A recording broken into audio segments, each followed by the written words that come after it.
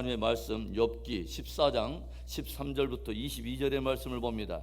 주는 나를 수월에 감추시며 주의 진노를 돌이키실 때까지 나를 숨기시고 나를 위하여 규례를 정하시고 나를 기어가옵소서. 장정이라도 죽으면 어찌 다시 살리이까? 나는 나의 모든 고난의 날 동안을 참으면서 풀려나기를 기다리겠나이다. 주께서는 나를 부르시겠고 나는 대답하겠나이다. 주께서는 주의 손으로 지으신 것을 기다리시겠나이다.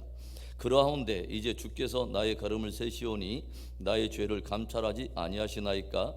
주는 내 허물을 주머니에 봉하시고 내 죄악을 싸매시나이다.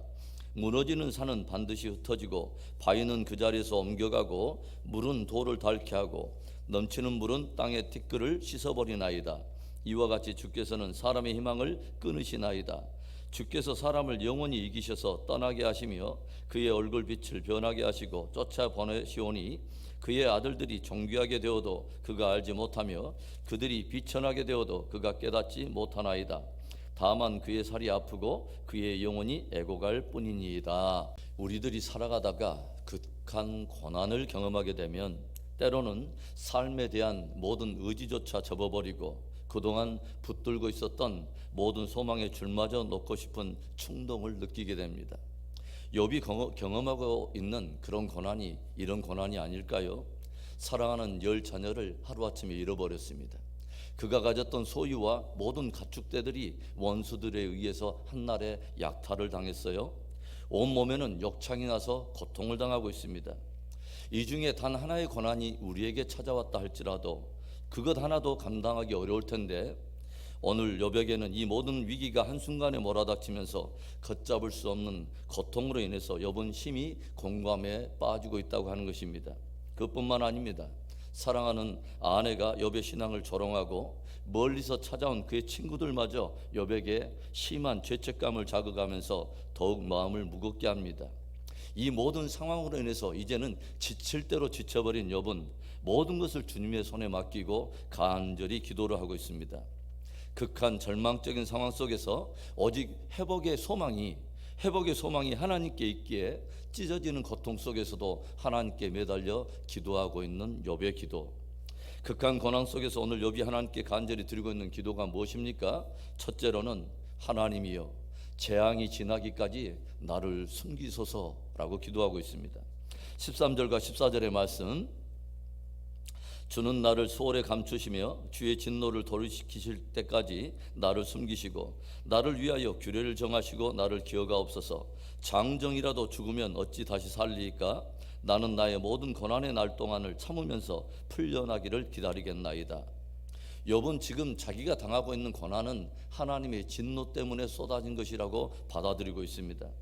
하나님께서 자기를 표적 삼아 추적해 오시고 자기의 죄로 인하여 극한 진노를 쏟아내고 계신다고 받아들이고 있다고 하는 거죠.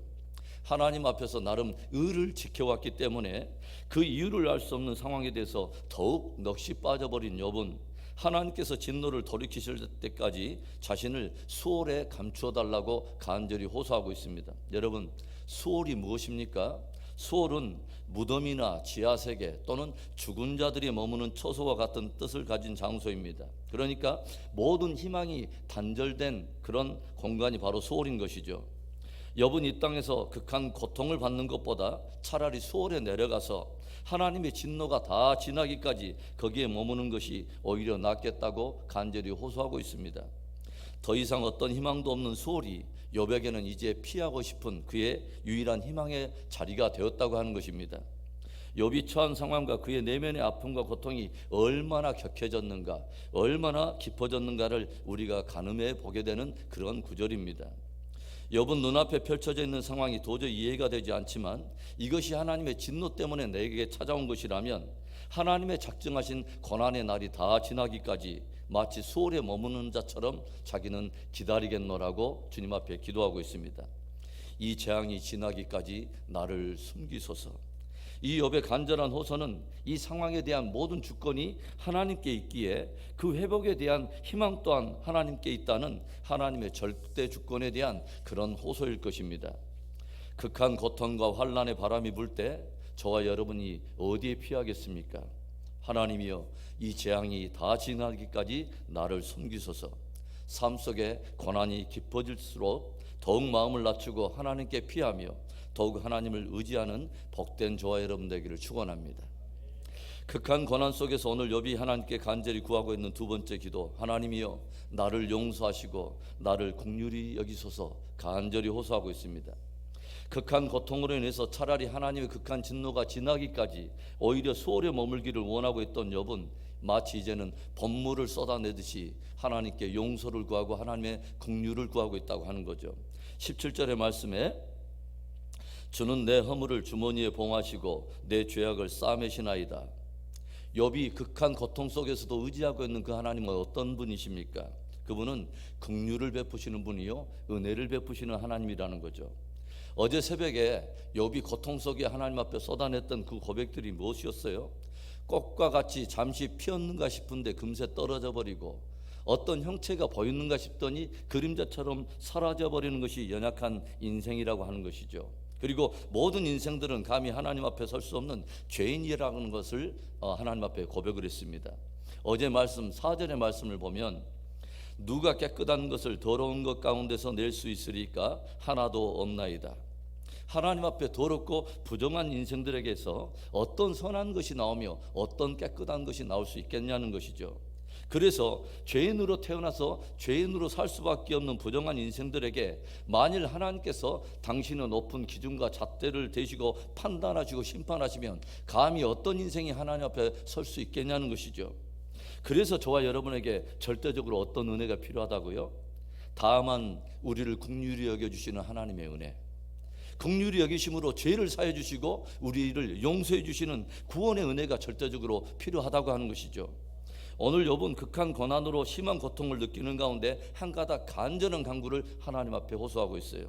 주여 내 허물을 주머니에 봉하시고 내 죄악을 싸매소서. 나를 용서하시고 긍휼히 여겨달라는 거죠. 예수님께서 십자가에 달리실 때에 주님의 좌편과 우편에는 두 명의 강도가 함께 십자가에 달렸습니다. 한편의 강도는 예수님을 정죄하면서 죽음을 앞두고 있는 그 순간까지도 자기 나름대로 대단한 무슨 의를 가지고 있느냐 오히려 거들먹거리며 예수님을 비방합니다. 그런데 다른 편에 있는 강도는 자기의 죄에 대해서 이 세상 법정이 내린 최고형, 법정 최고형인 사형을 당하는 그 순간에 놀랍게도 예수님께 긍휼을 구하고 있다고 하는 것이죠. 세상 법정은 그가 지은 죄를 물어서 사형을 내렸음에도 불구하고 그가 감히 예수님께 긍휼을 구하고 있는 것입니다. 예수여 당신의 나라 임하거든 나를 기억하소서. 그 강도 안에는 예수님을 향한 간절한 하나의 믿음이 있습니다. 어떤 믿음인지 아세요? 이 세상 법정에서는 죄로 인해서 최고형인 사형을 당했지만 그렇게 흉한 죄인일지라도 예수님은 용서하시고 긍휼을 베푸실 수 있는 분이라고 하는 거죠. 그렇게 흉한 죄인일지라도 그분의 용서하심과 구원의 은혜를 입고서 들어갈 수 있는 나라가 있다고 하는 거죠. 바로 예수의 나라 말입니다. 그리고 예수님은 그 강도를 향해서 놀라운 복음을 선포해 주시죠. 내가 진실로 진실로 내게 이르노니 잠시 후에 네가 나와 함께 낙원에 있으리라. 여러분 이런 주님이라면 우리가 더욱 그분께 긍휼을 구해야 하지 않을까요? 이런 주님이라면 그분께 간구하는 우리에게 더욱더 긍휼을 베풀지 않으실까요? 오늘 이 새벽에도 변함없는 그분의 긍휼이 우리를 감싸주시며 축복하시기를 간절히 축원합니다. 극한 고난 속에서 오늘 욥이 하나님께 간절히 구하는 기도 무엇입니까? 세 번째로는 하나님이여 나의 영원한 소망이 되소서. 오늘 욥은 극한 고난으로 인한 고통 속에서 하나님께 기도를 쏟아내고 있어요. 18절과 19절의 말씀, 무너지는 산은 반드시 흩어지고 바위는 그 자리에서 옮겨가고 물은 돌을 닳게 하고 넘치는 물은 땅의 티끌을 씻어버리나이다. 이와 같이 주께서는 사람의 희망을 끊으시나이다. 산이 무너지게 되면 그 모든 흔적이 없어지고 바위는 그 자리에서 옮겨지게 되겠죠. 흐르는 물은 돌을 닳게 하고 넘치는 물은 땅의 티끌을 씻어버린다라고 들려주고 있습니다. 마치 그와 같이 하나님은 사람의 희망을 모두 다 끊어버리신다. 여러분 무슨 뜻일까요? 인생들이 품고 있는 모든 희망이 다 끊어질지라도 오직 하나님만이 우리의 유일한 희망이라고 하는 것입니다. 설사 넘치는 물이 땅의 티끌을 씻어버리듯이 내게 밀려오고 있는 이 고난이 나의 생명을 빼앗아가므로 내 생에 더 이상 어떤 일말의 희망이 남지 않은, 다 끊어진 그때라도 오직 하나님은 나의 영원한 소망이 되소서라고 역설적으로 호소하고 있는 것입니다. 여러분, 이 땅의 고난이 깊어질수록 우리는 하나님을 더 깊이 의지해야 하는 것입니다. 하나님만을 소망해야 하는 것입니다. 오늘 우리가 불렀던 488장과 484장은 제게는 매우 의미 있는 찬송이에요. 여러분, 그 찬송과 가사를 조용히 묵상해 보세요. 얼마나 은혜가 되는지 몰라요. 무섭게 바람 부는 밤, 물결이 높이 설렐 때 우리 주 크신 은혜에 소망에 닻을 주리라. 세상에 믿던 모든 것 끊어질 그날 되어도 그 주의 언약을 믿사와 내 소망 더욱 크리라. 주 나의 반석이시니, 주 나의 반석이시니 그 위에 내가 서리라. 제가 우간다 선교지에서 어려운 마음이 들 때마다 부르다 보니까 제 18번지가 된 찬송이 484장입니다. 내 마음의 주여 소망되소서. 주 없이 모든 일 헛되어라. 밤에나 낮에나 주님 생각, 잘 때나 깰 때 함께 하소서. 영원한 주님 내 승리의 주, 하늘의 기쁨을 주옵소서. 어떠한 고난이 닥쳐와도 만유의 주여 내 소망 되소서. 여러분, 고난의 때일수록 우리들이 더욱 의지할 분이 하나님이십니다. 그분만이 우리가 피해야 할 참 피난처가 되시고, 우리들을 용서하시고 긍휼을 베푸시는 분이요, 우리들이 품을 수 있고 끝까지 품어야 될 마지막 소망이 되시는 분이십니다. 삶의 순간순간 귀한 주님을 의지하고 그분과 끝까지 동행함으로 신앙 승리하는 저와 여러분 되기를 주의 이름으로 축원합니다.